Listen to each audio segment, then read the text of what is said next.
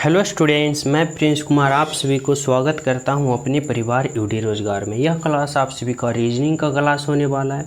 अगर आप लोग किसी भी गवर्नमेंट जॉब की तैयारी कर रहे हो, किसी भी कम्पिटिटिव एग्जाम की तैयारी कर रहे हो, तो यह क्लास आप सभी के लिए most important and selected class होने वाला है, क्योंकि इस क्लास में जितना प्रश्न लिया गया है सभी प्रश्न आप सभी के एग्ज़ाम के पैटर्न पर आधारित होगा। या तो किसी न किसी विभाग का पूछा हुआ प्रश्न मिलेगा, या फिर जो वर्तमान समय में आपका एग्जामिनर जो पैटर्न का उपयोग करके प्रश्न पत्र तैयार करता है वैसे पैटर्न पर आधारित प्रश्न देखने को मिलेगा। तो आप सभी के लिए यह क्लास 100% हेल्पफुल साबित होगा। और जो स्टूडेंट ज़्यादा से ज़्यादा प्रश्नों पे प्रैक्टिस करना शुरू कर देगा उसका नंबर ऑटोमेटिक होगा इनक्रीज। अगर आप लोग अपना एग्ज़ाम में नंबर ज़्यादा इंक्रीज करना चाहते हो तो आप लोग ज़्यादा से ज़्यादा प्रश्नों पे प्रैक्टिस करना शुरू कर दो।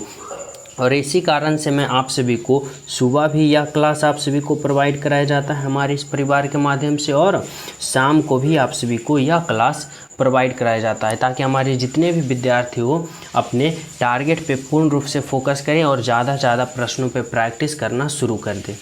समझ रहे हो? तो आप लोग हर प्रश्न को बारीकता से अध्ययन करना, क्योंकि हर प्रश्न आप सभी को 100% हेल्पफुल साबित होगा, क्योंकि यहाँ पे कोई ना कोई विभाग से पूछा हुआ प्रश्न देखने को मिलेगा, या फिर उसी आधार पे यानी वर्तमान समय में जो पैटर्न उपयोग कर रहा है उस पैटर्न पे आधारित सभी प्रश्न देखने को मिलेगा। इसलिए आप लोग एक भी प्रश्न को मिस ना करना। चलो मैं शुरू करता हूँ। पहला प्रश्न देखो। पहला प्रश्न का रहा है कि श्रेणी में अगला पद क्या होगा, यानी बताना होगा आप सभी को और सोचना समझना होगा कि यह देखो सीरीज वाले प्रश्न दे रखा है। क्या दे रखा है भाई? यह प्रश्न जो है क्या चीज़ का है? सीरीज वाले। और सीरीज वाले में भी क्या किया है तो संख्या और अल्फ़ावर्ड यानी दोनों को मिक्स कर दिया है। जैसे कि यहाँ पे देखो, यहाँ पे क्या है 12 है, 24 है, 37 है, फिर देखो ए है, सी है, ई है, इस तरह से चल रहा है ना सीरीज। यानी अल्फ़ावर्ड से भी दोनों को लेके चलना है और संख्या का भी लेके चलना है। तो जब भी ऐसा सीरीज आप सभी के पास एग्ज़ाम में आ जाए ना, तो आप लोग किस तरह से सोचोगे, तो सबसे पहले आप लोग सोचना ना कि सबसे पहले आप लोग संख्याओं से हल करने की कोशिश करना। जैसे कि देखो 12 है, अब 12 से यहाँ पे क्या हुआ तो 24 हुआ, तो क्या हुआ बोलोगे यहाँ पे गुना का 2 हुआ। क्या हुआ भाई? गुना का 2 हुआ। फिर देखो 24 से 36 पे गया तो क्या हुआ, तो देखो 12 गुने का 2 24 हुआ, और फिर 36 हो गया, यानी 12 गुने का 3 क्या हो गया 36 हो गया। अब इस बार अगले पद हम निकालेंगे तो क्या करेंगे, कितना गुना करेंगे? 12 का 4 बार गुना करेंगे। देखो 12 का 2 बार गुना किया तो 12 दूना का 24 आया। फिर 12 का पुनः यहाँ पे 3 बार गुना किया, 12 तिया का 36 आ गया। तो इस बार हमें क्या करना है, तो 12 के हमें 4 बार गुना करना है। तो 12 गुने के 4 करेंगे, कितना आएगा भाई? 12 चौका 48, यानी यहाँ पे जो आएगा वह क्या आएगा 48 आएगा। अब देखो 48 किस में दिख रहा है, तो इसमें भी 48 है, इसमें भी है, इसमें भी है, इसमें भी है। समझ रहे हो? अब हमें क्या करना है, तो एक संख्या तो हो गया, इस संख्या से देखें तो हमें सारों ऑप्शन में 48 है। अब हमें दूसरे संख्या पे जाना है। देखो दूसरे संख्या यहाँ पे क्या दे रखा है आपको, तो यहाँ पे 6 है, 6 से कहाँ गया 4 पे। अब सोचो और समझो कि 6 से 4 पे गया तो क्या हुआ, तो माइनस का 2 हुआ ना। समझना, माइनस का 2 हुआ। अब देखो जब 4 से फिर पुनः 2 पे गया तो यहाँ पे भी क्या हुआ भाई, तो यहाँ पे भी माइनस का कितना हुआ, माइनस का 2 हुआ। अब देखो जब 2 से अगले पद आप लोग निकालोगे तो यहाँ पे क्या होगा, तो सभी में -2 हो रहा है, तो यहाँ भी -2 होगा ना। जब 2 में 2 घटाओगे तो आपको कितना प्राप्त होगा, 0 प्राप्त होगा, यानी यहाँ पे 0 होगा। यानी 0 देखो किस में है, तो इसमें 0 है, इसमें 0 है, इसमें 9 है इसलिए ऑप्शन 3 कट गया, और इसमें 9 है इसलिए ऑप्शन 4 कट गया। अब देखो यहाँ पे 2 ऑप्शन बच रहा है, तो 2 ऑप्शन बच रहा है, इसके लिए हमें क्या करना पड़ेगा, तो अल्फ़ावर्ड का भी हमें प्रयोग करना पड़ेगा। जैसे कि यहाँ पे क्या है, इस तरह से आप सभी को सोचना होगा। देखो यहाँ पे ए है, और ए से कहाँ जाना है भाई, सी पे। अब आप लोग को सोचना होगा ए से सी गया, फिर सी से ई गया, तो कैसे गया, तो इसको सोचने के लिए आप लोग क्या करोगे, तो अल्फ़ावर्ड पोजीशन का प्रयोग करोगे। जैसे एक अल्फ़ावर्ड पोजीशन एक होता है ना, सी का कितना होता है, सी का अल्फ़ाबेट पोजीशन 3 होता है और ई का अल्फ़ाबेट पोजीशन 5 होता है। अब आप लोग सोचो कि ए से सी पे गया यानी 1 से 3 पे गया तो क्या हुआ भाई, तो +2 हुआ, यानी +2 बढ़ रहा है, यानी ए से सी गया तो 2 अल्फ़ाबेट बढ़ा।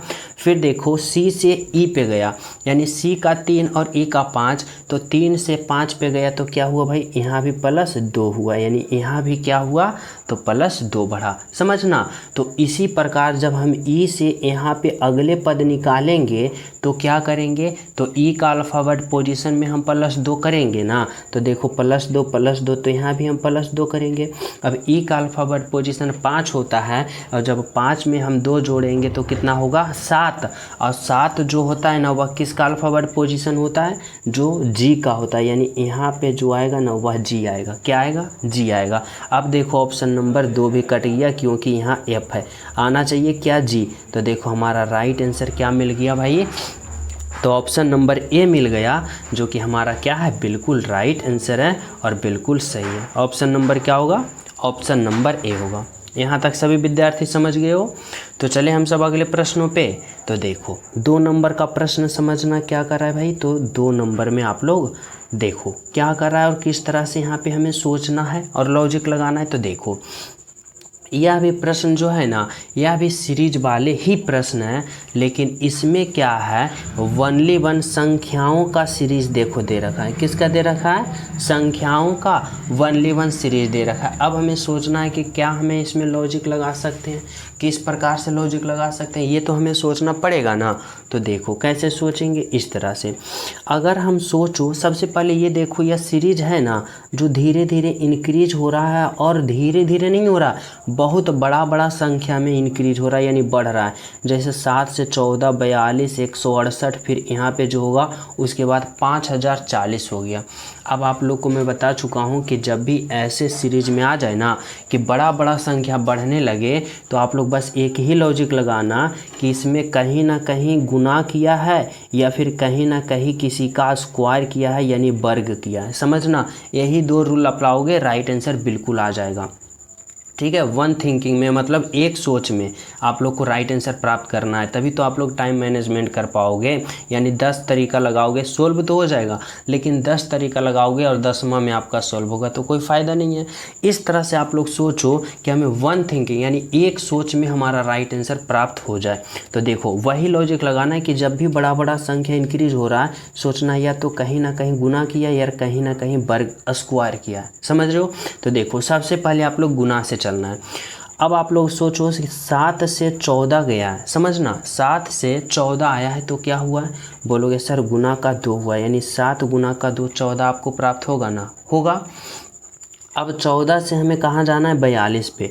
तो 14 से हमें 42 लाने के लिए क्या करेंगे, तो 14, 28 दिया 42, यानी गुना का 3 करना पड़ेगा, क्योंकि 14 गुने का 30 42 हो रहा है ना। समझ रहे हो ना। अब देखो जब हम 42 से 168 लाने की कोशिश करेंगे तो हम क्या करेंगे, कितना हम गुना करेंगे, तो देखो 42 यहाँ पे 42 में हम कितना गुना करें कि 168 आए, तो 42 चौका 68 से 168 आएगा, यानी गुना का 4 होगा। देखो 4 दूना का 8 और 4 चौका 16 आ गया ना भाई। अब जब हम अगले पद निकालेंगे तो इसमें क्या करेंगे, तो देखो क्या सीरीज चल रहा है, जो आप लोग देखो बोलोगे यहाँ पे कि आपका जो सीरीज चल रहा है गुना का 2, गुना का 3, गुना का 4, तो इस बार हमें गुना का 5 करना पड़ेगा, और जो अगले आएगा उसमें गुना का 6 होना चाहिए, ऑटोमेटिक होना चाहिए ना, तभी तो यह सीरीज लागू होगा। अब देखो जब हम 168 में 5 का गुना करते हैं तो कितना आता है भाई, 8 पचे 40, 0 और 16 पचे 80 और 4 कितना होगा, तो 84 होगा। 84 हो गया, यानी 840, यानी 840 आया। अब 840 में हमें 6 गुना करना चाहिए, तभी तो इतना आना चाहिए ना। तो देखो 6 गुने का 0 0 होगा, और 8 छः का यहाँ पे क्या होगा, तो 6 चौका 24, 4 और बाकी 2, और 8 छक्का 48 और 2 50। देखो इतना आ गया ना, यानी यह सीरीज क्या हो गया भाई, तो बिल्कुल लागू हो गया, 100% लागू हो गया। समझ रहे हो। यानी जब हम इस प्रश्न में इस यहाँ पे क्या आया था, तो यहाँ पे 4 आया था। इस प्रश्न में हम किस तरह से सोचें, तो गुना 2 गुना 3 गुना 4 और गुना 5 गुना 6 इस तरह से हम चले ना, इस सीरीज में चले तो हमें कितना आया 840 हमारा राइट आंसर आया, जो कि ऑप्शन नंबर 1 में है। बिल्कुल सही है, बिल्कुल सत्य है, आपका राइट आंसर ऑप्शन नंबर 1 है। तो समझ रहे हो किस तरह से आप लोग यहाँ पे राइट आंसर प्राप्त करोगे। तो राइट आंसर ऑप्शन नंबर 1 है।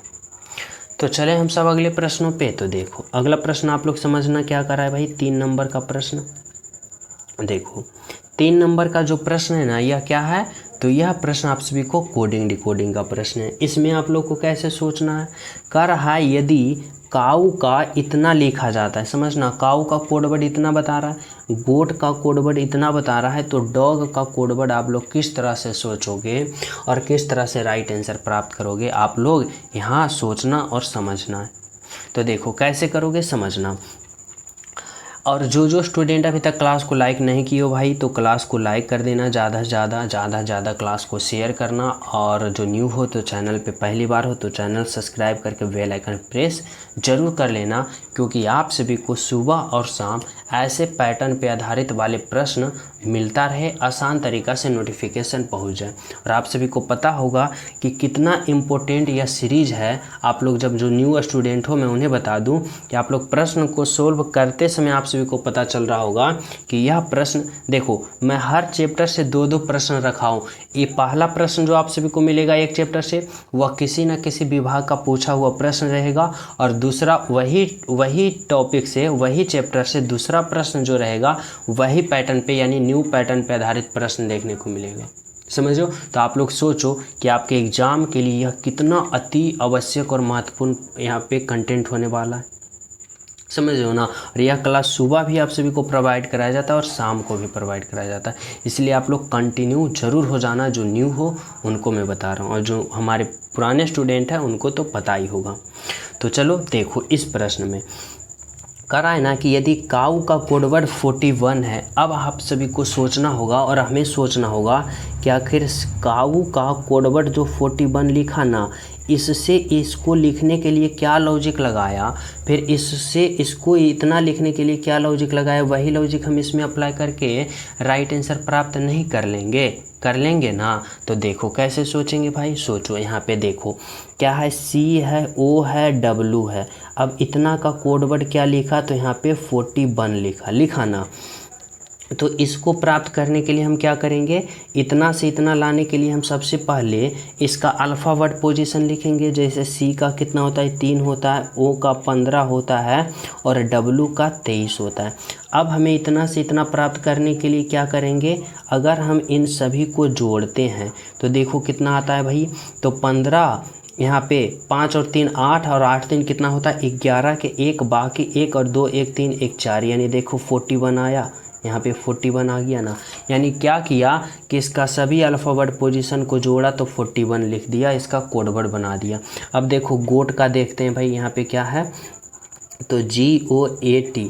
अब गोट का इस यहाँ पे अल्फ़ावर्ड पोजीशन को ऐड करते हैं तो G का 7 होता है, प्लस O का 15 होता है, प्लस A का 1 होता है और प्लस T का 20 यानी 20 होता है। अब हमें लाना चाहिए कितना, तो 43 आना चाहिए, 43 आना चाहिए ना। तो देखो यहाँ पे क्या करेंगे, सभी को जोड़ेंगे। तो देखो 20 और 1 कितना होगा 21, और 21 और 7 कितना होगा भाई, तो 21 और 7 कितना होगा 28, और 28 और 15 को जोड़ेंगे तो कितना होगा 8 5 13, और फिर यहाँ पे 2 1 3 1 4, 43 आया ना। यहाँ पे देखो 43 है, वह यानी हमें पता चल गया कि इसमें क्या लॉजिक लगाया कि सभी का अल्फ़ावर्ड पोजीशन जोड़ा और जो आया वही इसका कोडवर्ड बना दिया। तो इसका भी हम आसान तरीक़ा से कोडवर्ड नहीं लिखेंगे ना। तो देखो यहाँ पे क्या है, डी है, ओ है और जी है। अब हम क्या करेंगे, सभी का अल्फ़ावर्ड पोजीशन लिखेंगे। डी का कितना होता है 4, प्लस का ओ का कितना होता है 15, प्लस का जी का कितना होता है 7। अब हमें क्या करना है, सभी को जोड़ना है। तो देखो 15 और 4 कितना होता है भाई, तो 15 और 4 19, और 19 और 7 कितना होता है, तो यहाँ पे कितना होता है तो 15 4 19 और 19 और 7 कितना होगा 26 यानी 26 होगा ना। तो कौन सा ऑप्शन होगा भाई, ऑप्शन नंबर डी होगा जो कि आपका राइट आंसर होगा। बिल्कुल सही, बिल्कुल सत्य, ऑप्शन नंबर डी। ठीक है, यहाँ तक सभी विद्यार्थी समझ गए हो। तो चले हम सब अगले प्रश्न पे। तो देखो 4 नंबर का प्रश्न समझना भाई क्या कर रहा है। 4 नंबर का प्रश्न देखो, यह भी कोडिंग डिकोडिंग वाला प्रश्न है और इसमें कैसे लॉजिक लगा रखा है हमें यहाँ पे सोचना होगा। करा यदि इतना का कोड वर्ड इतना है, इतना को इतना है, तो इतना को क्या लिखेगा, कैसे लिखोगे, वही आप लोग को लॉजिक पता करना है। तो देखो यहाँ पे क्या है, RUN, रन का कोड वर्ड इतना, यानी R है, U है, N है, और रन को कोड वर्ड कितना लिखा, तो 18 लिखा, 21 लिखा और 14 लिखा, इतना लिखा ना। अब इतना से इतना लिखा तो कैसे सोचेंगे, तो इसके लिए हम क्या करेंगे, अल्फ़ाबेट पोजीशन का प्रयोग करेंगे। जैसे R का 18, U का कितना होता है भाई 21 और N का कितना होता है 14। अब देखो क्या किया ना कि R का अल्फ़ाबेट पोजीशन 18 होता है तो 18 ही लिखा, U का 21 होता है तो U 21 ही लिखा, और N का 14 होता है तो 14 ही लिखा। यानी क्या किया कि इनका जो अल्फ़ाबेट पोजीशन होता है ना उसी को यहाँ पे कोड वर्ड बना दिया ना। फिर देखो B का अल्फ़ाबेट पोजीशन 2 होता है तो 2 लिखा, I का 9 होता है तो 9 लिखा, और N का 14 होता है तो 14 लिखा। तो इसका हम सभी का अल्फ़ाबेट पोजीशन लिखेंगे और जो होगा वही हमारा राइट आंसर नहीं निकल जाएगा ना। तो देखो कैसे करेंगे भाई ये। तो यहाँ पे B है, R है, फिर I है, और फिर क्या है N है, और फिर क्या है G है। ठीक है, तो अब हमें क्या करना है, इनका सभी का अल्फ़ाबेट पोजीशन लिखना है। जैसे देखो B का कितना होता है 2 होता है, R का कितना होता है 18 होता है, I का कितना होता है 9 होता है, N का कितना होता है भाई 14 होता है, और G का कितना होता है 7 होता है। देखो 2 18 9 14 7 कौन सा ऑप्शन में है, तो 2 18 9 14 7 बोले तो ऑप्शन नंबर ए में है, जो कि आपका राइट आंसर और बिल्कुल सत्य है और बिल्कुल सही है। कौन सा ऑप्शन होगा, तो ऑप्शन नंबर ए होगा आपका राइट आंसर और बिल्कुल सही आंसर। यहाँ तक सभी विद्यार्थी समझ गए हो ना। तो चलें हम सब अगले प्रश्न पे। तो देखो अगला प्रश्न आप लोग समझना, 5 नंबर का प्रश्न क्या कर रहा है भाई और किस तरह से कर रहा है। देखो 5 नंबर का जो प्रश्न है करा है ना, शब्दों का सही संबंध बताएं। यहाँ पे आप सभी को सही संबंध बताना होगा। इस तरह से सोचना होगा कि समकालीन का संबंध जिस प्रकार ऐतिहासिक से है, तो उसी प्रकार यहाँ पे क्या होगा, जिसका संबंध प्राचीन से होगा। तो आप लोग कैसे सोचोगे, किस तरह से सोचोगे, तो देखो इस तरह से आप सभी को सोचना होगा और समझना होगा कि समकालीन जो है ना और ऐतिहासिक है, ये दोनों क्या है, तो समकालीन जो है ना और ऐतिहासिक जो है एक दूसरे का विपरीत है, यानी जैसे हम उल्टा कहते हैं। जैसे समकालीन है और ऐतिहासिक है, ये दोनों क्या है, तो एक दूसरे का विपरीत है। अब इसी प्रकार से हमें सोचना होगा कि यहाँ पे कौन सा हम ऑप्शन का चयन करें ना, ताकि प्राचीन का हमें विपरीत प्राप्त हो जाए। तो कैसे प्राप्त करोगे, देखो यहाँ समकालीन जो है ऐतिहासिक का विपरीत है, यानी एक दूसरे का विपरीत है, तो यहाँ भी हमें एक दूसरे का विपरीत यानी उल्टा शब्द पता करना है ना। तो देखो प्राचीन का विपरीत क्या होता है भाई, तो प्राचीन का जो विपरीत होता है ना वह क्या होता है, तो वह होता है आधुनिक। क्योंकि प्राचीन मतलब पुराना और आधुनिक मतलब क्या होता है भाई, नया। यानी आपका राइट आंसर जो होगा ऑप्शन नंबर सी होगा। क्योंकि यहाँ भी देखो एक दूसरे का विपरीत है, तो यहाँ भी एक दूसरे का विपरीत होना चाहिए ना। तो प्राचीन का उल्टा क्या होगा भाई, तो आधुनिक होगा, बोले तो ऑप्शन नंबर सी होगा। समझ रहे हो सभी विद्यार्थी। तो चले हम सब अगले प्रश्न पे। तो देखो 6 नंबर का प्रश्न समझना भाई। 6 नंबर का जो प्रश्न है ना, कराए संख्याओं का सही संबंध बताएं। देखो इस बार आप सभी को बताना है ना संख्याओं का। इससे पहले वाले प्रश्न को क्या बताओ यहाँ पे बताया था कि शब्दों का संबंध, क्या बताया था, शब्दों का संबंध। लेकिन इस बार जो आप लोग बताओगे, क्या बताओगे, तो संख्याओं का संबंध। इस तरह से सोचोगे कि 9 से जो आखिर 20 आया ना, तो कैसे आया, कौन सा लॉजिक का उपयोग किया यहाँ पे लाने के लिए 9 से 20। वही लॉजिक हमें किस यहाँ पे राइट आंसर प्राप्त करेंगे ना। इस तरह से सोचोगे। कैसे सोचोगे भाई, तो देखो समझना। अगर हम बात करें 9 से 20 लाना है हमें, तो किस तरह से लॉजिक लगा सकते हैं। तो बोलोगे सर अगर हम 11 प्लस करते हैं तो 11 प्लस का 9 20, अगर इसमें भी आप लोग 11 जोड़ोगे तो यहाँ पे कितना आ जाएगा, 2 और 3, यानी कितना आएगा 32। देखो ऑप्शन कहीं नहीं दिख रहा है, नहीं ना दिख रहा है।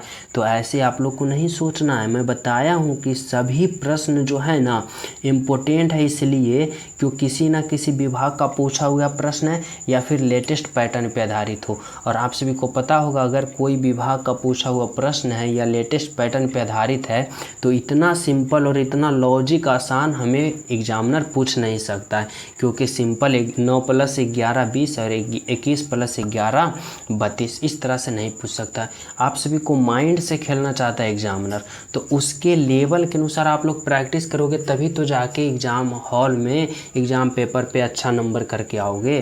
समझ रहे हो ना। तो देखो कैसे सोचोगे आप लोग भाई कि 19 से 9 से हमें लाना है कितना, 20। अगर आप लोग इस तरह से सोचो कि अगर मैं 9 में गुना का 2 करता हूँ, तो देखो 9 गुना का 2 18, लेकिन हमें चाहिए 20, तो क्या करना पड़ेगा, प्लस का 2 और करना पड़ेगा। अब देखो 20 आ रहा है, यानी 9 दूना का 18, 18 प्लस का 2 20 हो रहा है ना। अब यही लॉजिक हमें इसमें भी अप्लाई करना है कि 21 गुना का 2 करना है, 21 गुना का 2 42, और 42 और प्लस का 2 करना है, तो 42 और 2 क्या होगा भाई, 44 होगा। यानी यहाँ पे क्या आएगा, तो 44 आएगा, जो कि हमारा राइट आंसर है। ऑप्शन नंबर 3 है, बिल्कुल सही, बिल्कुल सत्य। क्या होगा भाई, तो ऑप्शन नंबर 3 होगा। समझ गए यहाँ तक सभी विद्यार्थी। तो चले हम सब नेक्स्ट प्रश्न पे। तो देखो 7 नंबर का प्रश्न समझना। 7 नंबर का प्रश्न में क्या करा भाई, यह जो प्रश्न है ना यह ब्लड रिलेशन का प्रश्न है, और इसमें आप लोग को कैसे लॉजिक लगाना है, तो वही लॉजिक लगाना है उसी तरह से कि जैसे जैसे हमें कहेगा वैसे वैसे एक स्ट्रक्चर के रूप में ढाल ले जाना है, और बिल्कुल ही आसान तरीक़ा से हमें राइट आंसर प्राप्त कर लेना है। समझ रहे हो ना कैसे, तो इस तरह से समझना। देखो यहाँ पे क्या करा भाई, m n का बेटा है। देखो जैसे जैसे कहेगा ना हमें वैसे वैसे करना है। यहाँ पे देखो m जो है ना, m जो है वह n का बेटा है। किसका बेटा है भाई, तो यह बेटा है, और किसका बेटा है, तो यह n का बेटा है। वही ना करा है, m जो है n का बेटा है, ठीक है, और बेटा है तो पुल्लिंग प्लस होगा। आगे करा है o जो है n का पिता है। देखो o जो है ना n का पिता, n का भी पिता कौन है भाई, n का पिता o है, और पिता है तो ये पुल्लिंग होगा, प्लस होगा। समझना। आगे करा है p जो है m का पिता है। p जो है ना m का पिता, m का पिता। अब देखो m का पिता आप लोग को कह रहा है कि कौन है, तो m का पिता m का पिता कौन है भाई, p है। अब देखो m का पिता अगर p होगा, समझना, m का पिता अगर p होगा तो n जो होगा वह कौन होगी भाई, उसकी माँ होगी। और इस तरह से समझ रहे हो ना, क्योंकि यहाँ पे शुरू में आप सभी से यहाँ पे देखो प्रश्न क्या कर रहा है, समझना, कंफ्यूज आप लोग मत होना। कर रहा है m जो है n का बेटा है, n का बेटा देखो कौन है, m है, और फिर पुनः यहाँ पे कर रहा है ना p जो है, यह p जो है m का पिता है। यह जो p है ना वह क्या है, m का पिता है, और m का पिता जब p होगा तो n क्या होगा भाई, n माता होगी। n क्या होगी, तो n माता होगी किसका, m का माता n होगी, m का माता n होगी। इतना आप लोग समझ रहे हो, सारा कन्फ्यूजन दूर हो गया ना। अब आप लोग प्रश्न पे आ जाओ, क्या कर रहा है। देखो प्रश्न करा n p से कैसे संबंधित है, यानी p जो है n को क्या कहेगा। अब देखो यह p जो है n को क्या कहेगा भाई, तो p जो है n को क्या कहेगा, तो पत्नी कहेगा। यानी right answer option number A होगा, जो कि आपका बिल्कुल सही होगा और बिल्कुल सत्य होगा। ऑप्शन नंबर ए क्या कहेगा p भाई, तो p जो है n को पत्नी कहेगा। समझ रहे हो किस तरह से लॉजिक लगाना है। तो इस तरह से आप सभी को दिमाग से खेलना होगा, क्योंकि एग्जामिनर आपके दिमाग से ही खेलना चाहता है। समझ रहे हो ना। तो चले हम सब अगले प्रश्न पे। तो देखो 8 नंबर का प्रश्न समझना भाई। 8 नंबर का प्रश्न क्या करा आप सभी से, यह भी देखो ब्लड रिलेशन का प्रश्न है। इसमें आप लोग किस तरह से लॉजिक लगाओगे, तो वही लॉजिक लगाना है, यानी स्ट्रक्चर के रूप में ढालते चलना है और राइट आंसर आसान तरीका से प्राप्त करना है। जैसे देखो कह रहा है x बाई की बहन है। x जो है ना, x या जो x है किसकी बहन है, बाई की बहन, और बाई की बहन है तो माइनस होगी, और बाई की बहन है यानी इस तरह से x जो है बाई की बहन है यानी स्त्रीलिंग है तो माइनस हो गई ना। आगे देखो क्या कर रहा है जेड जो है बाई की माँ है। जेड जो है ना बाई की माँ, और बाई की माँ कौन है, तो बाई की माँ कौन है, जेड है, और जेड जो होगी माँ होगी, यानी इसलिए यहाँ पे क्या होगा, माइनस होगा। ठीक है, यानी जेड जो है बाई की माँ है। ठीक है, अब ये दोनों क्या है, तो ये दोनों भाई बहन है या फिर बहन बहन है, यही ना कर रहा है। और इन दोनों का माँ कौन है, तो इन दोनों का माँ जेड है, वही ना कर रहा है कि जेड जो है बाई की माँ है। समझ रहे हो। आगे देखो कह रहा है डब्लू जो है जेड का पिता है। देखो डब्लू जो है ना वह किसका पिता है भाई, तो डब्लू जो है ना जेड का पिता है। जेड से भी एक स्टेप ऊपर आ गया कौन, डब्लू, और डब्लू जो है वह जेड का कौन हो गया, तो पिता हो गया डब्लू हो गया ना। अब प्रश्न क्या कर रहा है, प्रश्न आप लोग समझना, कर रहा है जेड का पति कौन होगा, तो देखो जेड यहाँ पे कौन है, स्त्रीलिंग है, और जेड का यहाँ पे कौन होगा, कोई तो पति होगा ना भाई, तभी तो इसका ये दोनों पुत्र है। तो देखो जेड का क्या है, जेड का कोई पति होगा। अब प्रश्न कर रहा है ना कि जेड का पति डब्लू का है, यानी डब्लू जो है, देखो यहाँ पे समझना, यह डब्लू जो है ना वह जेड के पति को क्या कहेगा, वही तो कह रहा है जेड का पति डब्लू का है, यानी डब्लू जो है जेड का पति को क्या कहेगा, तो देखो डब्लू की बेटी कौन है, जेड, और जेड है जब बेटी है तो ये कौन होगा भाई, इसका पति, बेटी का पति कौन होगा भाई, तो दामाद होगा। यानी डब्लू जो है जेड के पति को क्या कहेगा भाई, तो दामाद कहेगा। बोले तो ऑप्शन नंबर 4 कहेगा, क्योंकि बेटी के पति को क्या कहा जाता है, तो दामाद कहा जाता है, यानी राइट आंसर ऑप्शन नंबर 4 होगा। समझ रहे हो यहाँ तक सभी विद्यार्थी कि आपका राइट आंसर क्या होगा भाई, तो ऑप्शन नंबर 4 होगा। यहाँ तक किसी भी विद्यार्थी को कोई डाउट नहीं है।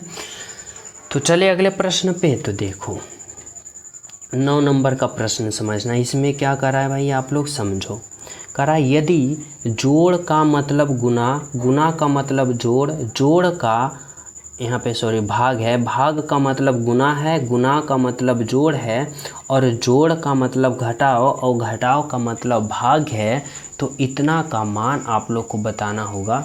क्या होगा, किस तरह से होगा, तो समझ रहे हो। तो जैसे जैसे हमें कहेगा ना वैसे वैसे करना और इसका हल करना है। जैसे समझना, यहाँ पे क्या है 12 है, फिर देखो गुना, गुना का मतलब क्या कर रहा है, जोड़, तो यहाँ पे आप लोग जोड़ दो, फिर क्या होगा 4। फिर देखो घटाव, घटाव का मतलब क्या कर रहा है भाई, तो यहाँ यहाँ पे जोड़ है, तो देखो जोड़ का मतलब क्या कर रहा है, जोड़ का मतलब घटाव है, तो यहाँ पे आप लोग क्या दो, घटाव दो, और 8 होगा। फिर देखो यहाँ पे क्या है, तो घटाव। अब देखो घटाव का अर्थ क्या है, तो घटाव का मतलब भाग है, तो यहाँ पे आप लोग भाग दो और 2 होगा। पुनः देखो क्या है यहाँ पे भाग, और यहाँ पे भाग का मतलब दे रखा है गुना, तो यहाँ पे गुना दो, और आप लोग यहाँ पे 3 लिखो। अब क्या करो, तो इसका हल करो।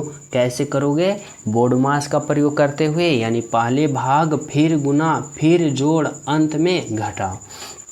तो देखो यहाँ पे क्या होगा, 12 प्लस का 4 माइनस का, देखो जब 8 में 2 से भाग दोगे क्या प्राप्त होगा भाई, 4 होगा, 2 चौका 8, और फिर गुना का 3 हो जाएगा। अब जब भाग कर लिए हो तो इस बार गुना करोगे, तो 12 प्लस का 4 होगा, और माइनस का 4 दिया का 12 होगा ना।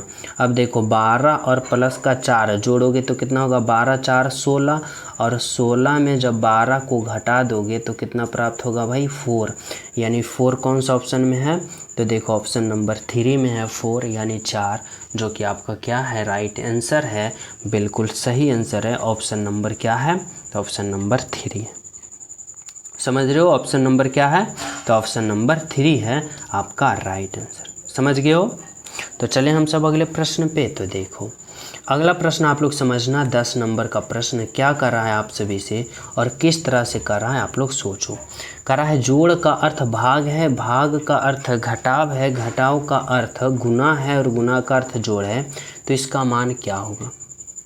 तो समझो, देखो यहाँ पे क्या करा है भाई 80 है, फिर देखो जोड़ है, जोड़ का अर्थ क्या करा है भाग, यहाँ पे आप लोग भाग दोगे, फिर क्या होगा 20 होगा, फिर देखो भाग, भाग का अर्थ घटाव है, घटाव दो फिर 5 होगा, फिर देखो घटाव, घटाव का अर्थ क्या है गुना, तो यहाँ पे गुना दो फिर कितना होगा 12, और गुना का अर्थ क्या है जोड़, तो यहाँ पे जोड़ दो और 92। अब क्या करो, तो इसका हल करो बोर्ड मास का प्रयोग करके। तो देखो पहले भाग करेंगे, तो 80 में 20 से भाग देंगे, कितना आएगा भाई 4 आएगा, 4 आएगा माइनस का। अब देखो जब भाग का काम हो गया तो इस बार गुना का हमें करना है ना, तो 12 गुने का 5 करेंगे, कितना होगा 12 5 का 60, और प्लस का कितना हो जाएगा 92 हो जाएगा। अब हमें क्या करना है, प्लस को +7 और माइनस को -7 घटा देना है। तो देखो 92 और प्लस का 4 करेंगे, कितना होगा भाई 96, और 96 में फिर हम 60 को घटा देंगे, यानी तो कितना प्राप्त होगा, तो यहाँ पे हमें प्राप्त होगा 36 यानी 36। बोले तो कौन सा ऑप्शन होगा, ऑप्शन नंबर 4 होगा हमारा राइट आंसर, बिल्कुल सही आंसर। ऑप्शन नंबर क्या होगा, ऑप्शन नंबर 3 होगा। समझ गए यहाँ तक सभी विद्यार्थी, समझ रहे हो ना। तो चले हम सब अगले प्रश्न पे। तो देखो अगला प्रश्न आप लोग समझना, 11 नंबर का प्रश्न क्या है। आप लोग लाइक करते चलना क्लास को, जो न्यू स्टूडेंट आ रहे हो क्लास को लाइक बिल्कुल करते चलना। इससे क्या होता है ना कि आपका ओनली एक प्यार लाइक रहता है, लेकिन हमारा बहुत ही ज़्यादा मोटिवेशन होता है, ताकि आप सभी के लिए और ज़्यादा गहराई से प्रश्नों को चयन करना है, ताकि कौन कौन सा विभाग का प्रश्न हमें उठाना है, ताकि आप सभी के एग्ज़ाम में हेल्पफुल साबित हो सके। समझो बहुत ही मेहनत करना पड़ता है, ढूंढना पड़ता है कि कौन कौन सा विभाग का प्रश्न, हमें वैसे प्रश्न उठाना है जो लेटेस्ट टॉपिक में, यानी 2022 से लेकर 2023 यानी इन साल के बीच में जितने भी एग्ज़ाम पूछा है, जैसे एसएससी कंडक्ट कराया, रेलवे कंडक्ट कराया, या फिर किसी स्टेट पुलिस कंडक्ट कराया, या फिर जैसे कि अलग विभाग होता है, जैसे CHS अथी हो गया, CSF हो गया, हेड कांस्टेबल मिनिस्ट्री हो गया, CRPF हो गया, इन सभी प्रश्नों को हमें उठाना पड़ता है, चयन करना पड़ता है, तब आप सभी को कंटेंट लाके इतना मेहनत से प्रोवाइड कराया जाता है। समझ रहे हो ना। तो आप लोग तो एक प्यारा सा लाइक तो बिल्कुल दे सकते हो ना। चलो देखो समझो, कह रहा है कि विषम शब्द की पहचान करें। अब बताना होगा आप सभी को कि यहाँ पे 4 ऑप्शन दे रखा है। क्या दे रखा है, 4 ऑप्शन दे रखा है, और इन 4 ऑप्शन में आप सभी को सोचना होगा, समझना होगा कि कौन सा ऑप्शन होगा जो 3 ऑप्शन एक समान होगा, लेकिन एक ऑप्शन जो होगा ना सबसे अलग होगा, और वही ऑप्शन को आप लोग को चयन करना होगा और सोचना समझना होगा। तो कैसे सोचोगे भाई, तो देखो अगर हम बात करें इस तरह से गैंडा, गाय, हिरन और बकरी, तो देखो इसमें सभी क्या है, जीव जंतु है ना, लेकिन इसमें हमें एक ऑप्शन को चयन करना है जो सबसे अलग होगा। तो कैसे लॉजिक लगाओगे, किस तरह से अपने माइंड को यहाँ पे कैलकुलेशन करोगे माइंड से। तो देखो समझना, इस तरह से लॉजिक लगाओ कि अगर हम बात करें गाय का, अगर हम बात करें हिरन का, अगर हम बात करें बकरी का, समझना तो ये तीनों एक समान है। बोलोगे कैसे सर, बकरी और गाय पालतू है लेकिन हिरन जंगली है, तो यहाँ से कैसे एक समान होगा। तो देखो इस तरह से समझना कि यहाँ पे गैंडा जो है ना, गैंडा इसका जो सींग होता है ना, इसका सींग जो होता है नाक के ऊपर होता है। कभी गैंडे का चित्र देखना, गूगल पे सर्च करना, तो इसका जो सींग होता है नाक का ऊपर होता है। लेकिन जब हम बात करें गाय का, हिरन का और बकरी का, तो इसके सर के ऊपर सींग होता है। समझ रहे हो ना। इस तरह से आप लोग यहाँ पे राइट आंसर प्राप्त करोगे, ऑप्शन नंबर 1, जो कि बिल्कुल सही है, बिल्कुल सत्य है। तो इस तरह से आप सभी को सोचने पर मजबूर करेगा ऐसे प्रश्नों जो आप सभी के एग्जाम में, यानी किसी विभाग का पूछा हुआ प्रश्न है या फिर आने वाले समय में आपका एग्जाम में पूछेगा। तो इस तरह से आप सभी को सोचने पर मजबूर करेगा। इसलिए आप लोग जब पहले से ऐसे प्रश्नों पर प्रैक्टिस करोगे, आप सभी को 100% सक्सेस मिलेगा। ठीक है। देखो 12 नंबर का प्रश्न समझना, इसमें आप लोग कैसे सोचोगे। इसमें भी आप सभी को बताना है विषम शब्द की पहचान करना है, यानी 4 ऑप्शन है ना, और इन 4 ऑप्शन में 3 ऑप्शन एक समान है लेकिन एक अलग है, और वह कौन सा ऑप्शन है, कैसे सोचोगे। तो देखो इस तरह से सोचना और समझना। अगर हम बात करें गुफा का, अगर हम बात करें झोपड़ी, कुटिया और घोंसला, तो सबसे अलग कौन है। तो देखो इस तरह से सोचना, यहाँ पे गुफा है, झोपड़ी है और कुटिया है। ये तीनों जो स्थान है, निवास स्थान है, यह मनुष्य का निवास स्थान है। किसका निवास स्थान है भाई? तो यह मनुष्य का निवास स्थान है। लेकिन हम जब घोंसला की बात करें ना, तो इसमें पक्षी निवास स्थान करता है और यह पेड़ों पे घोंसला लगाया जाता है। समझ रहे हो ना? इसलिए सबसे अलग जो होगा आपका राइट आंसर ऑप्शन नंबर 4 होगा। समझ गए हो? चलो अगला प्रश्न देखो क्या है भाई। तो 13 नंबर का प्रश्न, इसमें क्या कर रहा है? तो देखो यह जो प्रश्न है ना, डायरेक्शन वाले प्रश्न है। इसमें हमें कैसे सोचना है? तो इसमें आप लोग इस तरह से पहले कुछ पॉइंट याद रखोगे। जैसे कि समझना, ऊपर की ओर मैं क्या कहता हूँ? उत्तर कहता हूँ। नीचे की ओर मैं दक्षिण कहता हूँ। इधर को मैं पूरब कहता हूँ और इधर को मैं क्या कहता हूँ? पश्चिम कहता हूँ। इतना सभी विद्यार्थी समझते हो ना? तो देखो अब हमें प्रश्न की ओर चलना है। आखिर प्रश्न हमसे क्या कहना चाहता है भाई? तो देखो कह रहा है आप उत्तर की ओर चलते हो। देखो मान लो आप हो, आप यहाँ पे हो, ठीक है, और उत्तर की ओर चलते हो। उत्तर की ओर कहाँ चलते हो भाई? यानी ऊपर की ओर चलते हो। आप उत्तर की ओर चलते हो, ऊपर की ओर चल गए हो। कह रहा है दाएं मुड़ते हो। यहाँ अब आने के बाद आप लोग कहाँ मुड़ते हो? दाएं मुड़ते हो। चलो भाई दाएं मुड़ लो, यहाँ पे मुड़ गए हो। कह रहा है पुनः दाएं मुड़ते हो, एक बार और दाएं मुड़ते हो। यहाँ आने के बाद क्या करते हो? एक बार और दाएं मुड़ते हो। तो किधर होगा? इधर होगा, दाएं मुड़ते हो। कह रहा है तब बाईं ओर चलते हो। जब यहाँ आते हो ना, तो यहाँ से आप लोग कहाँ मोड़ते हो भाई? बाईं ओर। और बाईं ओर चलोगे तो किधर चलोगे? तो बाईं ओर चलोगे तो इधर चलोगे, बाईं ओर चलते हो।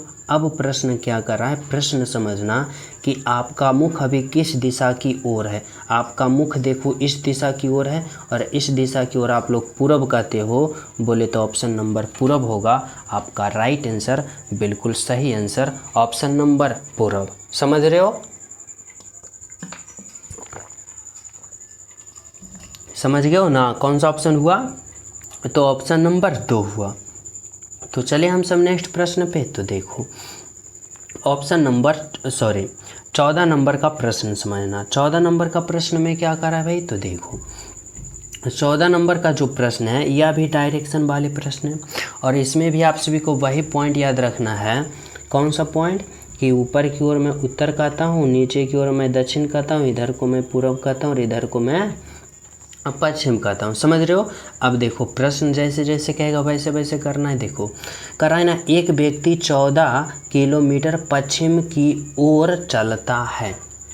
समझना, कोई व्यक्ति यहाँ है, ठीक है, मैं मान लिया यहाँ पे एक व्यक्ति है, यहाँ पे मान लो यहाँ पे एक व्यक्ति है और क्या कर रहा है ना कि 14 किलोमीटर पश्चिम की दिशा चलता है। देखो पश्चिम की दिशा इस तरह से समझना, कोई व्यक्ति यहाँ है, ठीक है, और यहाँ से कहाँ चला? तो 14 किलोमीटर पश्चिम दिशा। और पश्चिम दिशा किधर होता है? इधर होता है।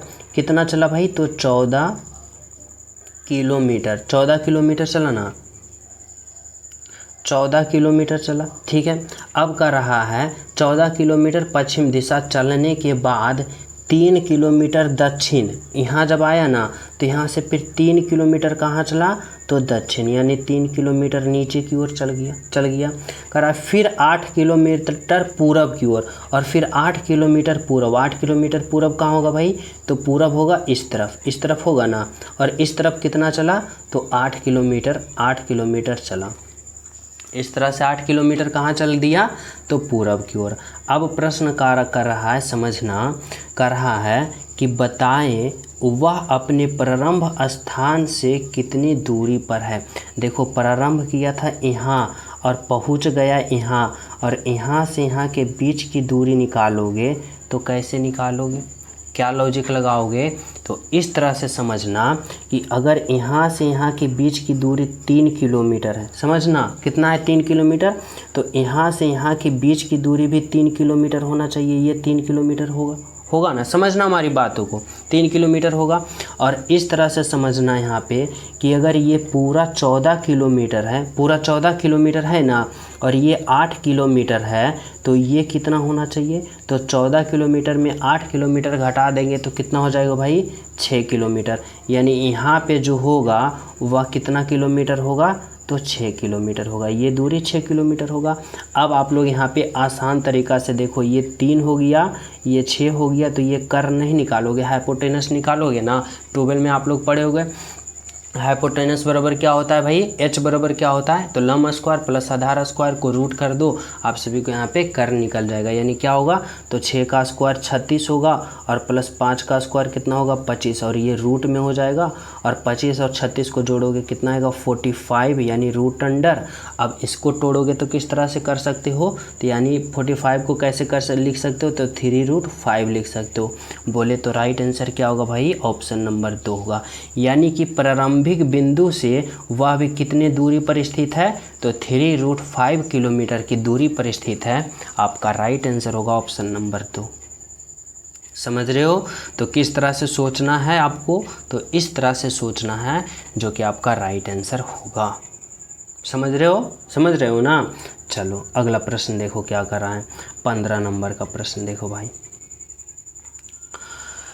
15 नंबर का प्रश्न देखो कर रहा है, अगर जल को भोजन कहा जाता है, समझना, जल को भोजन कहा जाता है, भोजन को वृक्ष, वृक्ष को आकाश, आकाश को दीवार, तो इनमें से किस पर फल लगता है। देखो आप लोग पहले वास्तविक में सोचो, ओरिजिनल में सोचो कि फल किस पे लगता है भाई, तो बोलोगे सर फल जो होता है वास्तविक में वह पेड़ पे लगता है, वृक्ष पे लगता है। लेकिन प्रश्न क्या कर रहा है, प्रश्न कर रहा है कि वृक्ष को आकाश कहा जाता है। देखो मैं नहीं कर रहा हूँ, आप नहीं कर रहे हो, या प्रश्न खुद कर रहा है कि वृक्ष को आकाश कहा जाता है, लेकिन फल जो है वास्तविक में वृक्ष पर लगता है, लेकिन प्रश्न कर रहा है नहीं, हम वृक्ष को क्या कहेंगे, आकाश कहेंगे, यानी फल जो है कहाँ लगेगा, तो आकाश पे लगेगा। यानी राइट आंसर जो होगा ऑप्शन नंबर क्या होगा भाई, ऑप्शन नंबर 1 होगा, आकाश होगा आपका राइट आंसर।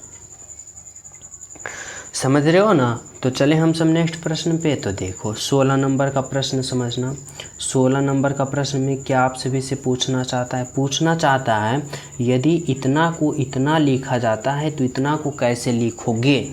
अब इसको हमें प्राप्त करने के लिए हमें यहाँ पे सोचना होगा कि देखो यहाँ पे क्या है, एम है, ओ है, बी है, आई है, एल है और ई है, इतना है ना। और इतना को क्या लिखा, तो ओ लिखा, क्यू लिखा, डी लिखा, फिर के लिखा, और फिर के लिखा, एन लिखा और जी लिखा। इतना से इतना लिखा ना, तो कैसे लिखा। और ये लॉजिक हमें पता करने के लिए हमें इसका अल्फ़ाबेट पोजीशन लिखना पड़ेगा इस तरह से कि जैसे कि समझना कि एम का अल्फ़ाबेट पोजीशन 13 होता है, ओ का अल्फ़ाबेट पोजीशन 15 होता है, बी का अल्फ़ाबेट पोजीशन कितना होता है भाई, तो बी का 2 होता है, और आई का 9 होता है, एल का 12 होता है, और ई का कितना होता है 5 होता है ना।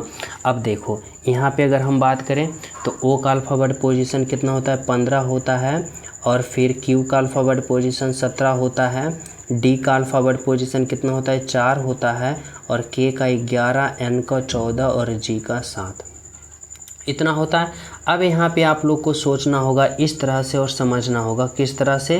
देखो बी से ओ पे गया, यानी एम से कहाँ पे गया, ओ पे गया, एम का अल्फ़ाबेट पोजीशन 13 से 15 पे गया, तो बोलोगे प्लस का 2 हुआ। फिर देखो ओ से क्यू पे गया, ओ का 15, क्यू का 17, प्लस का 2। बी से डी पे गया, 2 से 4 पे गया, प्लस का 2। आई से के पे गया, यानी आई का 9, के से 11, प्लस का 2। और एल से एन पे गया, 12 से 14, प्लस का 2। और फिर ई से जी पे गया, यानी 5 से 7 पे गया, प्लस का 2। इतना से इतना गया, तो सभी का अल्फ़ाबेट पोजीशन में 2-2 जोड़ा और यहाँ पे लिख दिया। तो इसमें भी हम सभी का अल्फ़ाबेट पोजीशन में 2-2 जोड़ेंगे और राइट आंसर प्राप्त नहीं कर लेंगे ना। तो देखो समझना, यहाँ पे क्या है भाई, तो टी है, ई है, एल है, फिर क्या है, ई है, वी है, आई है और एस है, इतना है। अब हमें क्या करना है, सभी का अल्फ़ाबेट पोजीशन में 2-2 जोड़ना है। जैसे देखो टी का अल्फ़ाबेट पोजीशन 20, ई का 5, एल का कितना होता है 12, ई का फिर 5 और वी का कितना होता है 22, भी का 22 होता है, आई का 9 होता है और एस का कितना होता है 19 होता है। अब हमें क्या करना है कि सभी का अल्फ़ाबेट पोजीशन में क्या करना है, तो 2-2 जोड़ना है। तो देखो 20 में जब प्लस का 2 जोड़ेंगे तो 22, और 22 जो होता है वह किसका होता है, भी का, तो यहाँ भी होगा। जब 5 में प्लस का 2 जोड़ेंगे 7, और 7 जो होता है वह जी का होता है, यानी जी होगा। 12 में प्लस का 2 जोड़ेंगे 12 में प्लस का 2 जोड़ेंगे 14, और 14 जो होता है वह किसका होता है, एन का होगा ना। फिर देखो 5 में प्लस का 2 जोड़ेंगे 7 और 7 जो होता है जी का। 22 में प्लस का 2 जोड़ेंगे 24 और 24 जो होता है एक्स का। 9 में प्लस का 2 जोड़ेंगे 9 प्लस का 2 11 और 11 जो होता है के का। और 19 में प्लस का 2 जोड़ेंगे 21 21 जो होता है यू का। अब बताओ आप लोग का कौन सा ऑप्शन ऐसा दिख रहा है।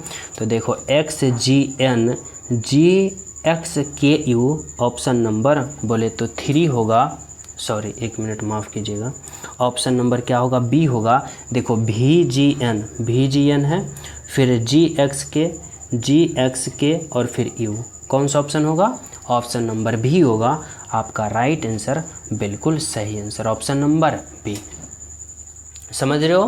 तो चलिए हम सब अगले प्रश्न पे। तो देखो अगला प्रश्न आप लोग समझना, 17 नंबर का प्रश्न क्या कर रहा है भाई। तो देखो 17 नंबर का प्रश्न जो है कथन निष्कर्ष वाले प्रश्न है। इसमें हमें कैसे सोचना है, तो देखो इसमें हमें इस तरह से सोचना होगा। समझो यहाँ पे क्या दे रखा भाई, कर रहा है कथन एक कि सभी तारे चंद्र हैं। सभी तारे यहाँ पे क्या होगा, तो देखो इस तरह से समझना कि सभी तारे, यहाँ पे जितने भी तारे हैं ना, यह सभी तारे क्या है, तो यह सभी तारे चंद्र हैं। क्या है भाई, तो चंद्र है। ठीक है, सभी तारे क्या है, चंद्र। अब कर रहा है कथन बी कि सभी चंद्र ग्रह है। यह जितने भी चंद्र हैं ना, यह सभी चंद्र क्या है, तो ग्रह है। अब हमें क्या करना है, अब हमें निष्कर्ष पे जाना है। निष्कर्ष एक देखो क्या कर रहा है कुछ ग्रह तारे हैं। ग्रह कहाँ, यहाँ, तारे यहाँ। कर रहा है कुछ ग्रह तारे हैं, तो बिल्कुल है, क्योंकि तारे जो है वह ग्रह के अंदर है तो कुछ हो सकता है, यानी कुछ ग्रह तारे हैं। ठीक है, अब कर रहा है निष्कर्ष दो क्या कर रहा है भाई, तो निष्कर्ष दो समझना, कर रहा है सभी चंद्र तारे हैं। सभी चंद्र कहाँ, ये है, और तारे ये है। अब बताओ कि सभी चंद्र, जितना भी चंद्र है ये बड़ा वाला तारे के अंदर है, नहीं ना। तारे जो है खुद चंद्र के अंदर है, लेकिन चंद्र जो है तारे के अंदर नहीं है। लेकिन कह रहा है सभी चंद्र तारे हैं, तो नहीं है, यानी निष्कर्ष दो गलत होगा। तो क्या होगा आपका राइट आंसर, बिल्कुल ऑप्शन नंबर होगा। केवल और केवल निष्कर्ष एक अनुसरण करते हैं बोले तो ऑप्शन नंबर 1 होगा आपका राइट आंसर। बिल्कुल सही आंसर ऑप्शन नंबर 1। समझ गए यहाँ तक, राइट आंसर क्या हुआ, ऑप्शन नंबर 1। तो चले हम सब अगले प्रश्न पे। तो देखो प्रश्न नंबर 18 देखो क्या कर रहा है भाई, इसमें कर रहा है, इसमें भी आप सभी को कथन निष्कर्ष वाले प्रश्न है। यहाँ पे आप सभी को क्या करना है, तो वैसे ही करना है। क्या कर रहा है, कर रहा है कथन एक कि कुछ डॉक्टर रोगी है। डॉक्टर देखो यहाँ पे मैं लिखता हूँ डॉक्टर को डी से, ठीक है, और कुछ डॉक्टर, यानी यह जो डॉक्टर है ना, इस तरह से समझना। यहाँ पे मैं लिखता हूँ डॉक्टर, डॉक्टर को डी से लिखता हूँ, और कह रहा है कि डॉक्टर, कुछ डॉक्टर जो है ना, डॉक्टर का कुछ भाग जो है ना रोगी है, और रोगी को मैं हिंदी में लिखता हूँ ताकि आप लोग समझ सको। देखो कुछ डॉक्टर क्या है भाई, तो कुछ डॉक्टर रोगी है। ठीक है, अब कह रहा है कि कुछ रोगी ईमानदार है। रोगी का जो कुछ भाग है ना वह क्या है, ईमानदार, यानी हॉनेस्ट। यहाँ पे क्या होगा, ईमानदार। ईमानदार को ई लिखता हूँ, इतना समझ आओगे। अब देखो प्रश्न क्या करा है, निष्कर्ष एक समझना। करा है कुछ डॉक्टर ईमानदार होते हैं। डॉक्टर देखो यहाँ है भाई, ईमानदार यहाँ है, और डॉक्टर ईमानदार में कोई रिलेशन दिख रहा है नहीं ना, दूर दूर तक कोई नहीं दिख रहा है, यानी क्या होगा, निष्कर्ष एक गलत होगा। निष्कर्ष दो देखो, करा है सभी रोगी डॉक्टर है। सभी रोगी, यह रोगी जितना भी है यह सभी रोगी डॉक्टर के अंदर है, नहीं ना है, यानी निष्कर्ष दो भी गलत होगा। यानी क्या होगा, तो निष्कर्ष 1 और 2 दोनों अनुसरण नहीं करते हैं। देखो ऑप्शन नंबर 4 जो होगा अनुसरण नहीं करते, यानी ऑप्शन नंबर डी जो होगा आपका राइट आंसर। समझ गए हो। तो चलिए नेक्स्ट प्रश्न पे। तो देखो 19 नंबर का प्रश्न समझना। इसमें आप सभी से क्या पूछ रहा है भाई, तो यह जो है ना सीटिंग अरेंजमेंट का प्रश्न है। इसमें आप सभी को कैसे लॉजिक लगाना है, तो इस तरह से सोचना है। देखो करा है हरि जो है मानस से लंबा है किंतु सूर्या से छोटा है। देखो यहाँ पे आप लोग इस तरह से समझना है, यहाँ पे कौन है, तो यहाँ पे हरि है। देखो यहाँ पे हरि है, और हरि क्या है, तो हरि मानस से लंबा है। मानस से क्या है, तो मानस से लंबा, यानी मानस जो होगा हरि से थोड़ा सा छोटा होगा। क्या होगा, थोड़ा सा छोटा होगा। कौन, तो यहाँ पे मानस, यहाँ पे क्या होगा, तो मानस। हरि जो है मानस से क्या है, हरि जो है मानस से लंबा है। देखो हरि जो है ना मानस से लंबा हो गया, लेकिन कह रहा है किंतु सूर्य से छोटा है, यानी सूर्य जो होगा यहाँ पे होगा बड़ा, यानी देखो क्या है भाई, तो सूर्य है यहाँ पे बड़ा। अब देखो समझना, हरि जो है मानस से लंबा है। देखो हरि जो है मानस से लंबा है किंतु सूर्य से छोटा है। देखो सूर्य से छोटा कौन है, हरि है ना, ठीक है। अब देखो आगे समझना क्या कर रहा है प्रश्न, आगे कह रहा है मानस अशोक से छोटा है। मानस जो है ना, या जो मानस है ना, किससे छोटा है, अशोक से, यानी अशोक क्या होगा, तो मानस से बड़ा होगा। मानस से बड़ा कौन होगा, तो अशोक। यहाँ पे क्या लिखो, तो यहाँ पे अशोक लिखो। मानस जो है ना, यह जो मानस है अशोक से देखो छोटा है, अशोक से छोटा है, किंतु राघव से बड़ा है, यानी राघव से बड़ा है कौन, अशोक। यहाँ पे मानव जो है, देखो मानव जो है अशोक से क्या है, तो अशोक से छोटा है, लेकिन क्या है, राघव से क्या है, राघव से बड़ा, यानी राघव जो होगा वह क्या होगा, तो मानस से छोटा होगा, यानी यहाँ पे कौन होगा, तो राघव होगा। अब देखो क्या कर रहा है, अब देखो इस तरह से समझना, अब इस तरह से शुरू से देखो, हरि जो है मानस से लंबा, यह जो देखो हरि जो है या मानस से देखो लंबा है, कह रहा है किंतु सूर्य से छोटा है। देखो सूर्य से छोटा हरि हो गया, इतना समझ गए हो। अब अगले पॉइंट पे आ जाओ, कह रहा है मानस, या जो मानस भाई साहब है ना, या मानस जो है यह अशोक से छोटा है। देखो अशोक से छोटा है किंतु राघव से बड़ा है। अब देखो राघव से ये बड़ा है ना, राघव से बड़ा है, ठीक है। इतना आप समझ गए सभी विद्यार्थी। अब प्रश्न पे आ जाओ कि ऊंचाई के दृष्टिकोण से सबसे छोटा कौन है। अब बताओ कि सबसे छोटा इसमें कौन दिख रहा है, बोलोगे सर सबसे छोटा हमें राघव दिख रहा है, यानी राघव जो होगा हमारा राइट आंसर होगा, ऑप्शन नंबर 3 होगा। समझ रहे हो ना, तो इस तरह से आप लोग यहाँ पे राइट आंसर प्राप्त करोगे। तो चले हम सब अगले प्रश्न पे। तो देखो 20 नंबर का प्रश्न समझना। 20 नंबर का प्रश्न क्या करा है भाई, 20 नंबर का प्रश्न जो है ना, यह करा है लुप्त संख्या ज्ञात करें, मिसिंग नंबर बताना होगा, किस भाट के जगह क्या होगा। और यह भी देखो लुप्त संख्या है ना, जो कि अल्फा वर्ड से दे रखा है। क्या दे रखा है, अल्फा वर्ड से, संख्या से नहीं है, अल्फा वर्ड से। और जब अल्फा वर्ड से दे दिया जाए ना, तो आप लोग राइट आंसर प्राप्त करने के लिए कम समय में आप लोग अल्फा वर्ड पोजीशन पहले लिख लेना। जैसे देखो एफ का 6 होता है, आई का 9 होता है, आई का कितना होता है, 9 होता है, और ओ का कितना होता है, तो ओ का 15 होता है, ओ का 15 होता है। अब आप लोग सोचो यहाँ पे, फिर देखो ए का अल्फ़ाबेट पोजीशन 1 होता है, ए का 1 होता है, जे का कितना होता है भाई 10 होता है, और के का कितना होता है, तो के का 11 होता है ना। ई का देखो 5 होता है, और एम का कितना होता है, तो एम का 13 होता है, एम का 13 होता है। इतना आप लोग लिख लियो। अब यहाँ पे आप लोग लॉजिक लगाओ इस तरह से कि देखो अगर हम बात करें कि अच्छा पहले अल्फ़ाबेट नहीं होता था, संख्या होता था, तो आप लोग किस तरह से चलते थे, इस तरह से या तो फिर इस तरह से। तो एक तरीका से चलने के लिए क्या यहाँ पे लॉजिक लगाया जाता है कि छोटे छोटे संख्या को कैलकुलेशन करके बड़ा लाना है, तब आप लोग बिल्कुल आसान तरीका से राइट आंसर प्राप्त करोगे। तो देखो छोटा संख्या 6 है, 9 है, और बड़ा संख्या 15 है। फिर देखो छोटा संख्या 1 है, 10 है, बड़ा संख्या 11 है। तो इसका मतलब हमें किस तरह से, ऐसे इस प्रश्न में हमें किस तरह से चलना है, तो इस प्रश्न में हमें इस तरह से चलना है, क्योंकि छोटे छोटे देखो बड़ा लाना है, छोटे छोटे से बड़ा लाना है, छोटे छोटे से बड़ा लाना है। समझ गए यहाँ तक हमारी बात। अब देखो हमें क्या करना है, इस तरह से सोचना है। हमें सोचना होगा कि 6 और 9 को आपस में इस तरह से कैलकुलेशन करें कि 15 आ जाए। तो देखो अगर मैं 6 और प्लस 9 को जोड़ता हूँ तो देखो 15 आ रहा है। बोलो कि जी सर आ रहा है, यानी एफ और आई के अल्फ़ाबेट पोजीशन जोड़े तो 15 आया, और 15 जो होता है ओ का, यहाँ पे ओ आ गया। अब इसी प्रकार से हमें इसमें सोचना होगा कि क्या करेंगे, ए का अल्फ़ाबेट पोजीशन और जे का अल्फ़ाबेट पोजीशन को जोड़ेंगे। तो देखो 1 और 10 को जोड़ेंगे 11, और 11 देखो के का, यहाँ पे आ गया ना, बोलोगे आ गया सर। उसी प्रकार क्या करेंगे, ई का अल्फ़ाबेट पोजीशन एम का जोड़ेंगे, तो 5 प्लस का 3 जोड़ेंगे तो कितना, 13, यानी 5 प्लस का 13 जोड़ेंगे कितना होगा भाई 18 होगा ना। और 18 जो अल्फ़ाबेट पोजीशन होता है किसका होता है, आर का, यानी यहाँ पे आर होगा हमारा राइट आंसर। बोले तो ऑप्शन नंबर 2 क्या होगा भाई, ऑप्शन नंबर 2 होगा, जो कि हमारा बिल्कुल सही है, बिल्कुल सत्य। समझ रहे हो।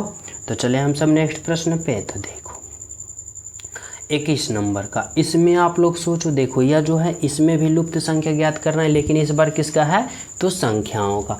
इसमें भी आप लोग वही सोचोगे, या तो इस तरह से चलें या तो इस तरह से, ताकि हमारा राइट आंसर यहाँ बीच वाले प्राप्त हो जाए। तो कैसे सोचोगे, तो देखो अगर हम बात करें इस तरह से, किस तरह से भाई, यहाँ पे समझना कि जिस तरह से 5 8 3 आया, 4 10 3 आया, उसी प्रकार से यहाँ 5 और यहाँ पे राइट आंसर हमें प्राप्त नहीं कर लेंगे ना। तो कैसे सोचेंगे, तो देखो इस तरह से सोचेंगे, समझना कि अगर मैं इस 8 को 3 के साथ गुना कर देता हूँ और फिर गुना का 5 कर देता हूँ, तो क्या हमें प्राप्त होगा भाई।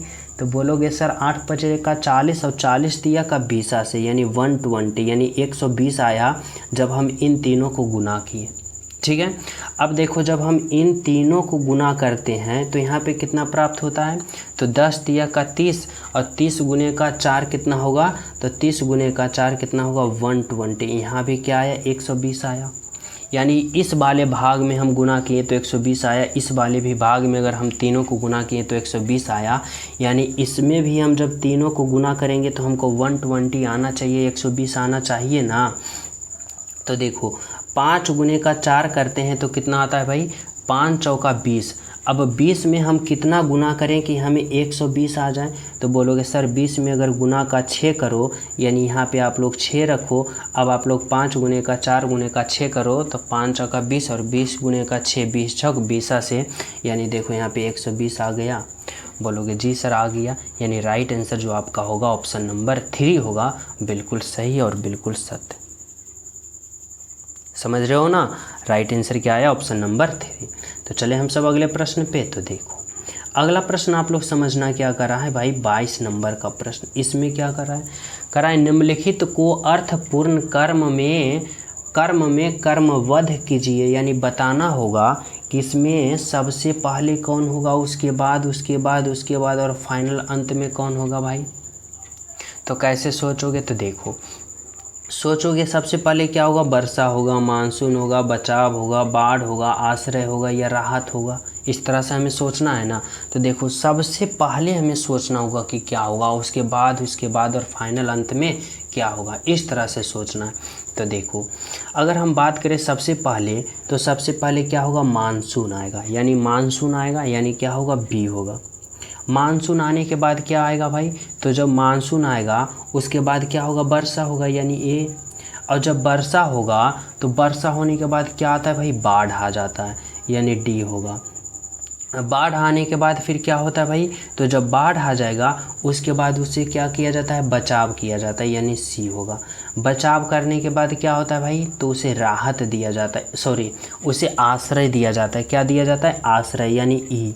और आश्रय देने के बाद क्या होगा, अंत में राहत दिया जाता है, फाइनल क्या होगा, एफ, यानी राहत दिया जाता है। तो इस तरह से आप सभी को सोचना है कि पहले मानसून आएगा, फिर वर्षा होगा, फिर बाढ़ होगा, फिर क्या होगा, तो फिर उसे बचाया जाएगा और फिर उसे आश्रय दिया जाएगा और अंत में उसे राहत पहुंचाया जाएगा। तो कौन सा ऑप्शन होगा भाई, तो देखो ऑप्शन नंबर 13 है आपका राइट आंसर, बिल्कुल सही आंसर। समझ रहे हो ना। तो चले हम सब अगले प्रश्न पे। तो देखो 23 नंबर का प्रश्न समझना। इसमें आप सभी से क्या पूछ रहा है, तो यहाँ पे आप सभी से पूछा जा रहा है ना कि डाइस वाले प्रश्न, और कह रहा है 3 के विपरीत सतह का अंक होगा। यानी यह जो देखो 3 डाइस दे रखा है, इनका कुछ स्थितियां दे रखा है, तीनों डाइस का यहाँ पे देखो कुछ स्थितियां दे रखा है ना, और इन स्थितियां में से पूछ रहा है, आप सभी से पूछना चाहता है आपका एग्जामिनर कि 3 का विपरीत सतह कौन होगा, आप सभी को बताना होगा। तो कैसे सोचोगे, तो देखो अगर हम बात करें कि देखो 3 का हमें विपरीत पता करना है, तो कोई भी आप लोग 2 डाइस लेके चलो, कोई भी दो डाइस ले चलो, पहला दूसरा, दूसरा पहला या दूसरा तीसरा, तो कोई भी 2 डाइस लेके चलो। तो अगर मैं यहाँ पे मैं दूसरा और तीसरा डाइस लेके चलता हूँ, समझना कोई भी आप 2 डाइस लेके चल दो, 2 डाइस उठा के लेके चलो। तो देखो मैं अगर दूसरा और तीसरा डाइस को उठाता हूँ तो इसमें आप लोग देखो कि कॉमन क्या दिख रहा है, कॉमन कौन सा यहाँ पे दिख रहा है, कौन सा स्थितियाँ कॉमन दिख रहा है? बोलोगे सर यहाँ पे 3 और यहाँ पे 3, यानी ये दोनों डाइस में 3 जो है वह कॉमन दिख रहा है। और जब एक एक कॉमन दिखे ना, जब दो डाइस में एक एक कॉमन दिखे, देखो एक एक स्थितियाँ दिख रहा है 3 और 3, और कोई स्थिति कॉमन दिख रहा है? नहीं ना दिख रहा है। यानी इस तरह से सोचना है कि जब एक एक स्थिति कॉमन दिखे तो बोलोगे सर अगर हम 1 और 2 में भी चलते हैं तो क्या होगा? तो देखो जब 1 और 2 यानी मान लो पासा 1 और पासा 2 में भी चलते हो ना, तो इसमें देखो कितने स्थितियां कॉमन दिख रहा है? तो बोलोगे सर यहाँ पे 3 और 3 दिख रहा है और 1 और 1 दिख रहा है, यानी यहाँ पे 2 स्थितियां कॉमन दिख रहा है। तो कोई दिक्कत नहीं, अगर 2 स्थितियां कॉमन दिखेगा ना तो फिर यहाँ पे देखो इस तरह से चलना। मैं आप सभी को पूरा डिटेल से बताता हूँ ताकि कोई भी विद्यार्थी कन्फ्यूज ना हो। जब आप सभी को 2 पासा में 2 कॉमन स्थितियाँ दिखे तो जो नहीं दिख रहा है ना, जो कॉमन नहीं है वह एक दूसरे का विपरीत होगा। यानी देखो 2 का विपरीत 5 होगा, 2 का विपरीत 5 होगा, लेकिन इसके बाद आप लोग बाकी का यहाँ पे स्थितियाँ नहीं, बाकी के विपरीत नहीं निकाल पाओगे। जैसे बोलोगे सर 1 का विपरीत हम निकाल पाएंगे इस वाले में, यानी पहले दूसरे में तो कतई नहीं निकलेगा। 3 का फिर विपरीत नहीं निकलेगा। वनली वन अगर 2 डाइस में जब 2 कॉमन मिल रहा है ना तो बस वनली वन 1 का विपरीत मिलेगा, यानी 2 का विपरीत 5 और 5 का विपरीत 2 का, बाकी इन दोनों का स्थिति का कॉमन नहीं मिलेगा। हमसे पूछा है 3 का, तो देखो 3 का कॉमन यहाँ पे निकलेगा नहीं ना निकलेगा। इसीलिए मैं यहाँ पे किस पे चलता हूँ? तो डाइस 2 और डाइस 3 में चलता हूँ। समझ रहे हो? अब देखो, अब इसमें देखो कि कौन कौन स्थितियाँ कॉमन मिल रहा है। तो वनली वन यहाँ पे देखो 3 कॉमन मिल रहा है, यहाँ पे 3 मिल रहा है। एक एक कॉमन मिल रहा है। एक एक स्थितियाँ कॉमन जब मिलेगा ना तो आप लोग इस तरह से समझना कि घड़ी की दिशा में क्लॉकवाइज आप लोग टर्न ओवर कर लोगे। इस दिशा फिर यहाँ पे कैसे होगा? तो घड़ी की दिशा में इस तरह से क्लॉकवाइज चलोगे घड़ी की दिशा में। अब देखो क्या करना है ना, यहाँ पे इस तरह से समझना होगा। किस तरह से? कि यहाँ पे देखो 3 कॉमन था, यहाँ पे 3 लिखो। 3 के बाद कहाँ चलोगे? तो घड़ी की दिशा में इस तरह से चलोगे तो 3 के बाद क्या प्राप्त होगा? 5, तो यहाँ पे 5 लिखो। 5 के बाद प्राप्त क्या होगा भाई? 1, तो यहाँ पे 1 लिखो, लिख दियो। फिर देखो इस वाले में डाइस में आ जाओ, तीसरे डाइस में देखो यहाँ पे 3 है तो यहाँ पे 3 लिखो। 3 के बाद क्या आएगा भाई? 2 आएगा तो यहाँ पे 2 लिखो, और 2 का बाद क्या आएगा? 4 आएगा तो यहाँ पे 4 लिखो। अब देखो इसमें क्या होगा? तो इसमें होगा 1 का विपरीत 4 होगा, 4 का विपरीत 1 होगा, 5 का विपरीत 2 होगा, 2 का विपरीत 5 होगा। लेकिन प्रश्न पूछ रखा है ना कि 3 का विपरीत सतह हमें पता करो। तो बोलोगे सर 3 का विपरीत सतह हम कैसे प्राप्त करें? तो देखो हमारी बातों को समझना। सबसे पहले आप लोग ये लॉजिक लगाओ कि एक पासा में एक डाइस में कितने स्थितियाँ होता है? तो बोलोगे सर 6 होता है, यानी 1 होता है, 2, 3, 4, 5, 6। इतना से ज़्यादा स्थिति देखे हो पासा में? 6 स्थिति से ज़्यादा स्थिति किसी भी पासा में नहीं होता है, नहीं ना होता है। अब देखो हमारी बातों को इस तरह से गौर करना। देखो यहाँ पे कि 1 का विपरीत 4 और 4 का विपरीत 1, 5 का विपरीत 2, 2 का विपरीत 5, तो हमें 3 का विपरीत पता करना है। अब जो 3 का विपरीत होगा तो देखो 1 भी यहाँ पे हो गया, 4 भी यहाँ पे हो गया, 5 भी हो गया और 2 भी हो गया। अब देखो यहाँ पे 3 का हमें विपरीत बताना है, तो 3 ये और फिर बच रहा है कौन? तो 6 बच रहा है, यानी यहाँ पे क्या होगा भाई? तो 6 होगा, यानी 3 का विपरीत 6 होगा और 6 का विपरीत 3 होगा। अब देखो सभी का विपरीत प्राप्त हो गया आपको। तो देखो 3 का विपरीत क्या होगा? 6 होगा। बोले तो ऑप्शन नंबर 4 होगा। समझ रहे हो? हमें तो लग रहा है कि किसी भी विद्यार्थी को डाउट नहीं होना चाहिए, क्योंकि इतना बारीकता से ही समझा दिया कि पूरा अगर 2 कॉमन है तो कैसे चलना है, अगर एक कॉमन है तो कैसे चलना है। समझ रहे हो ना यहाँ तक? तो चलें अगले प्रश्न पे। तो देखो 24 नंबर का प्रश्न समझना। इसमें क्या कर रहा है भाई? यह जो है ना संबंध बताना है गौरैया, चिड़िया और चूहिया। आप लोग को बताना है कि कौन सा ऑप्शन हम चयन करें ताकि इन तीनों का एक साथ संबंध बता सके। तो कैसे सोचोगे? तो देखो अगर हम बात करें यहाँ पे चिड़िया के लिए, तो अगर मैं चिड़िया के लिए एक गोला बनाता हूँ, ठीक है, मैं चिड़िया के लिए एक गोला बनाता हूँ।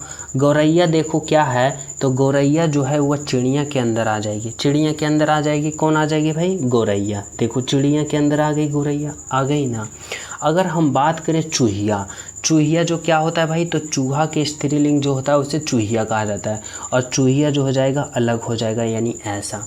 तो कौन सा ऐसा ऑप्शन दिख रहा है? बोलोगे सर ऑप्शन नंबर 2 दिख रहा है, यानी आपका राइट आंसर यहाँ पे क्या हुआ भाई? तो ऑप्शन नंबर 2 हुआ आपका राइट आंसर, और बिल्कुल सही आंसर क्या हुआ? Option number 2। समझ गए हो?